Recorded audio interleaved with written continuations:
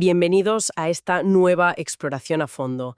Hoy tenemos sobre la mesa un tema verdaderamente fascinante y, bueno, con muchísima amiga. Yo estoy encantada de arrancar con esto. Y yo estoy listo para meternos de lleno porque es un texto espectacular. Totalmente. Vamos a sumergirnos en el capítulo 27 del libro del Génesis, trabajando concretamente con la versión Reina Valera. Y además vamos a apoyarnos en varios textos explicativos y análisis teológicos que nos van a servir de guía. Que son fundamentales para no perdernos detalles, claro. Eso es. Nuestra misión hoy es desmenuzar uno de los relatos más dramáticos, tensos y, francamente, disfuncionales de toda la antigüedad. Disfuncional se queda corto, ¿eh? Ya te digo, vamos a ir mucho más allá del típico cuento de escuela dominical. Queremos meternos en la pura psicología y en las intrigas de esta familia, examinando cómo el favoritismo, el engaño y la ceguera se entrelazan con la promesa de un destino que es irrevocable. Pues a ver, es que es un relato que tiene absolutamente de todo. Hablamos de un cóctel explosivo. Hay un favoritismo tóxico dentro del núcleo familiar. Un engaño que está meticulosamente planeado. Y unas intrigas que rivalizan con cualquier serie de televisión de hoy en día. Una serie de suspense en toda regla. Exacto. Y todo esto encaja en el gran panorama de la narrativa patriarcal. Es un texto clave para entender la mentalidad del mundo hebreo antiguo y cómo las acciones más humanas, a veces las más ruines, operan dentro de esos planes divinos. Para quienes nos escuchan y ya conocen los trazos generales de la historia, hoy vamos a rascar bien bajo la superficie. Porque la razón por la que esta historia milenaria resulta tan magnética es porque funciona como un espejo, o sea, un espejo implacable de la naturaleza humana. Desde luego, nos muestra las consecuencias devastadoras de esas preferencias descaradas de unos padres hacia sus hijos, y sobre todo el peso inmenso que tienen nuestras palabras. Y hablando de peso, vamos a ubicar la escena inicial, que visualmente tiene una fuerza tremenda. Tenemos a Isaac, que ya es un hombre muy anciano. El texto nos dice que sus ojos se habían oscurecido, casi hasta la ceguera total. Sí, está sumido en sombras. Postrado en su tienda, sintiendo que la muerte le acecha. Cree que sus días están a punto de terminar, aunque, irónicamente, aún le quedaban bastantes años de vida, pero siente esa urgencia por dejarlo todo atado. Fíjate que ese detalle del deterioro físico no es casualidad. En la narrativa bíblica rara vez lo es. Esa oscuridad en los ojos de Isaac es un reflejo perfectísimo de su estado interior. Una ceguera espiritual, digamos. Exactamente. Hay una ceguera espiritual profundísima en lo que está a punto de hacer. Isaac sabe muy bien cuál es la voluntad divina, pero elige deliberadamente no verla y guiarse por sus propios apetitos. Claro, porque hace una petición que llama muchísimo la atención. Llama a Esaú, su hijo mayor y su gran favorito, y no le pide tener una charla profunda sobre el futuro del clan. Le pide que vaya al campo, cace y le prepare un guisado sabroso. Un plato de carne, sí. Literalmente recalca que sea como a él le gusta, o sea, condiciona el acto más sagrado y trascendental, que es la transmisión del pacto divino, a un buen plato de caza. Vincula su estómago al destino espiritual de toda la familia. Es una frivolidad tremenda si lo analizamos desde la teología de la época. Porque claro, tenemos que entender que la bendición, en el antiguo Oriente Próximo, no era un simple «espero que te vaya muy bien en la vida». No era dejarle la casa del pueblo. Para nada. Era un contrato vinculante, un acto legal y espiritual irreversible. Quien recibía esa bendición se convertía en el líder indiscutible del clan y el receptor de la alianza divina. Era el futuro de naciones enteras. Y aquí está la gran contradicción de Isaac, ¿no? Eso es. Años antes, en el capítulo 25, hubo una profecía divina muy clara dada a Rebeca antes de que los gemelos nacieran. Decía que el mayor servirá al menor. Es decir, que Jacob portaría la promesa. Exacto. Isaac conocía perfectamente esa profecía. Sin embargo, intenta torcer la voluntad divina, forzar el destino, simplemente porque Esaú es su hijo favorito y le encanta la carne que caza. Menuda papeleta. Intenta hacerle un puenteo a la voluntad de Dios por un estofado. Pero claro, en este campamento las telas de las tiendas son finas y todo se oye. Rebeca, que tiene a Jacob como su favorito absoluto, está escuchando a escondidas. Y entra en acción rapidísimo. En cuestión de minutos. Idea un plan maestro de suplantación de identidad que es para echarse a temblar. Toma el control absoluto. Hay que reconocer que tiene una mente táctica impresionante. Escucha y se pone en modo general de ejército. Va a buscar a Jacob, Le da órdenes tajantes y le manda a por 2 cabritos escogidos al rebaño. Para imitar el guisado de caza. Claro, ella misma va a cocinarlo para engañar el paladar de su marido.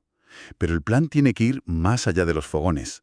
La suplantación tiene que ser total, para superar el escrutinio de un hombre ciego que ha agudizado sus otros sentidos. Y aquí llegamos a una parte que, si lo piensas fríamente, roza el humor absurdo. Los detalles del disfraz son de película. Rebeca saca la mejor ropa de Esaú, prendas que huelen fuertemente a campo, y se las pone a Jacob. Pero hay un problema físico insalvable. Sí, Jacob es lampiño, de piel suave, y Esaú es extremadamente velludo, así que Rebeca coge las pieles de los cabritos muertos y se las ata a Jacob en los brazos y el cuello. Imaginemos la escena. Un hombre adulto disfrazado con pieles de cabra para fingir ser su hermano. Es un engaño diseñado al milímetro para hackear el tacto y el olfato del anciano.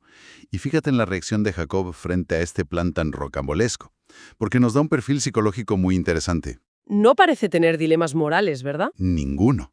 Cuando su madre le expone el plan, en ningún momento dice que es una atrocidad ética engañar a su padre ciego. Su preocupación es puramente logística. El miedo a que le pillen. Exacto. Le dice que si su padre le palpa y descubre el engaño, en lugar de bendición se va a llevar una maldición. Le preocupa el castigo, no el hecho de mentir. Lo cual nos lleva a la respuesta de Rebeca. Es probablemente una de las líneas más escalofriantes de todo el relato. Sin inmutarse le dice: «Sea sobre mí tu maldición, hijo mío. Solamente obedece a mi voz». Se lanza al vacío sin paracaídas. Asume toda la carga del castigo divino con tal de asegurar el futuro de su hijo. Es una declaración de intenciones brutal. Y si conectamos este momento con la teología general del texto, vemos la raíz del problema, que es la impaciencia y la falta de fe. Rebeca sabe que Dios eligió a Jacob. Tiene la profecía de su lado. Pero no quiere esperar. Claro, en lugar de confiar en los tiempos divinos, decide que Dios necesita una ayudita. Toma las riendas a través del engaño. Es el clásico creer que el fin justifica los medios. Y eso siempre pasa factura. Bueno, con el disfraz puesto y el guiso humeante, llegamos al clímax. Nos metemos con Jacob en la tienda de Isaac. Es una escena de muchísima tensión. Entra y dice: «Padre mío». Isaac, que se extraña desde el primer segundo, le pregunta quién es. Y ahí Jacob suelta la primera gran estocada, mintiendo descaradamente. Le dice: «Yo soy Esaú, tu primogénito. He hecho como me dijiste». El diálogo que sigue es un ejercicio narrativo insuperable. Isaac no se lo traga a la primera. Aplica una duda metódica. Le extraña muchísimo la velocidad a la que ha vuelto. Le pregunta cómo ha encontrado la caza tan pronto. Porque cazar con arco lleva tiempo, y Esaú acaba de salir. Y aquí es donde Jacob cruza una línea roja. Una mentira que ya es directamente una blasfemia. Para justificar la rapidez, le responde que Jehová tu Dios hizo que la encontrase delante de mí. O sea, mete a Dios en el ajo para darle peso a la estafa. Es de una bajeza tremenda. Totalmente. Utiliza el nombre sagrado para sellar un engaño familiar, pero Isaac sigue sin estar convencido, y le pide que se acerque para palparlo. Y es entonces cuando pronuncia esa frase lapidaria. La voz es la voz de Jacob, pero las manos de Esaú. Esa es. El intelecto de Isaac, al reconocer la voz, le dice la verdad, pero sus sentidos corporales le engañan. Finalmente, la trampa se cierra cuando Isaac le pide que se acerque para besarle. Huele la ropa de Esaú, el olor a campo abierto termina de convencerle. Y ahí, tras comer, desata todo el peso de la bendición. Una bendición monumental, además. Sí, el texto detalla que le otorga el rocío del cielo y las grosuras de la tierra, que significa prosperidad absoluta, le da dominio político, señorío sobre sus hermanos y cierra con un escudo divino muy duro.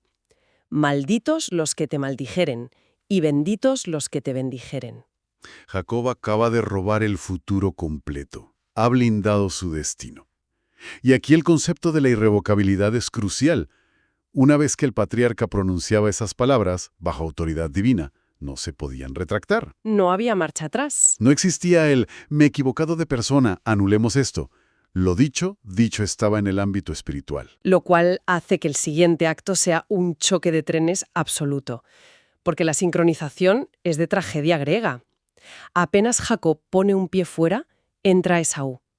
Viene feliz, triunfante, con su caza, y le pide a su padre que se levante y le bendiga. Y el texto hebreo, igual que la versión Reina Valera, usa una expresión fortísima aquí.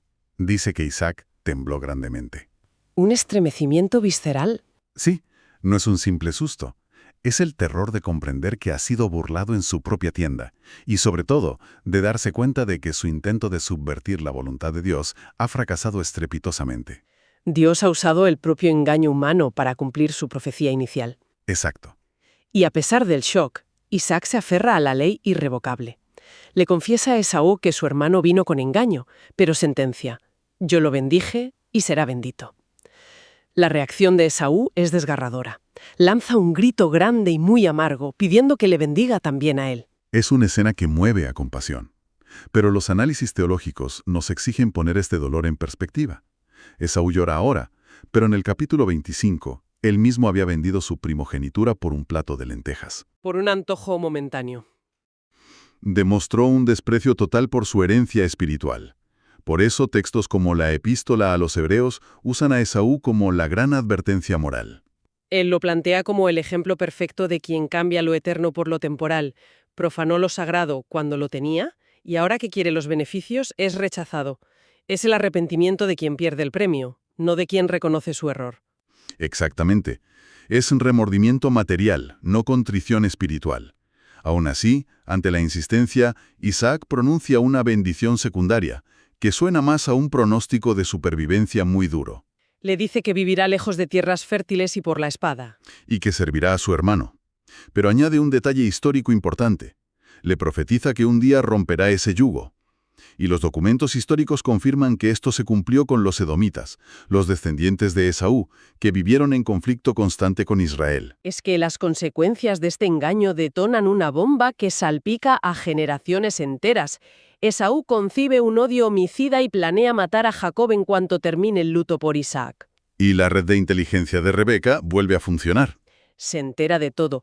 Toma la decisión de enviar a su hijo favorito al exilio, a Harán, con la excusa de que busque esposa entre la familia de su hermano Labán. Porque no le puede decir a Isaac la verdad, claro. Necesita una coartada política. Usa el pretexto de que no quiere que Jacob se case con mujeres cananeas, las hititas, que ya le amargaban la vida con Esaú. Juega la carta del purismo familiar y lo consigue. Y toda esta secuencia nos lleva a la ley de la siembra y la cosecha. A primera vista parece que Jacob y Rebeca se salen con la suya. Tienen la bendición y el favor divino. Pero el precio es altísimo. Rebeca envía a Jacob pensando que serán unos pocos días.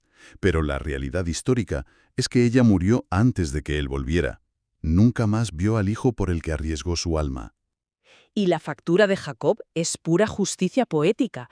Se pasa 20 años exiliado y la historia rima consigo misma. Él usó la oscuridad y la ropa de otro para engañar a su padre ciego.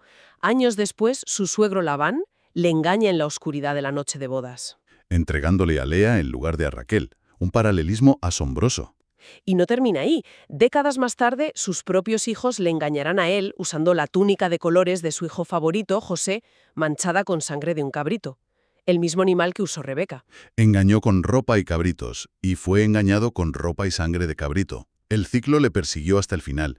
Es un diseño narrativo brillante. Reuniendo las piezas, nos queda un cuadro tremendo. Un Isaac desobediente, una Rebeca manipuladora, un Jacob blasfemo y un Esaú vengativo. Un desastre absoluto. ¿Cómo procesan las fuentes teológicas que de esta familia surja el linaje de la promesa? La conclusión unánime de los textos es la soberanía inalterable de los planes divinos operando por encima del error humano. Ninguno actuó bien. El texto no aplaude el engaño, de hecho muestra cómo sufrieron las consecuencias, pero demuestra que el propósito de Dios avanzó tejiéndose a través de las miserias humanas. Es una reflexión espectacular. Un relato fundacional que no maquilla a sus héroes. Todos estos engaños y promesas irrevocables nos empujan a una reflexión final que va más allá del mundo antiguo. Hoy en día ya no vivimos bajo esas leyes tribales donde una bendición dictaba la posesión de tierras. Claro, el contexto ha cambiado. Sin embargo, cabe preguntarnos hasta qué punto las bendiciones o maldiciones que pronunciamos hoy en nuestro propio núcleo familiar mantienen ese carácter casi irrevocable. Pensemos en las etiquetas de la infancia, las altas expectativas impuestas o las palabras de desprecio de unos padres. ¿Acaso no siguen teniendo un poder inmenso, moldeando en la sombra la identidad y el destino de quienes las reciben para el resto de sus vidas? Ahí queda eso para que la audiencia le dé una vuelta. Gracias por acompañarnos en esta inmersión profunda.